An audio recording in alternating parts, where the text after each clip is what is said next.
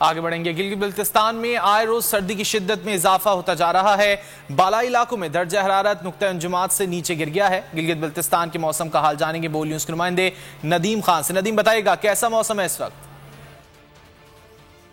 जी बिल्कुल, गिलगित बल्तिस्तान इन दिनों शदीद सर्दी की लपेट में है और गिलगित बल्तिस्तान के बालाई इलाकों में जो है मौसम काफी हद तक सर्द हो चुका है, जबकि मैदानी इलाके खुसूसन अगर हम गिलगित शहर की बात करते हैं तो दिन के औकात में मौसम जो है गिलगित के शहरी इलाकों में गर्म और नॉर्मल रहता है, जबकि शाम और सुबह के औकात में दर्जे हरारत जो है वो नुक्ता इंजमात से गिर जाता है। गिलगित बल्तिस्तान के अगर बालाई इलाकों की बात करते हैं, खुसूसन बल्तिस्तान डिवीजन में जहाँ पे शदीद सर्दी की वजह से नदी नालों का पानी जो है वो काफी हद तक मुंजमद हो चुका है। शदीद सर्दी की वजह से लोग जो है उनके मुश्किलात में इजाफा हुआ है।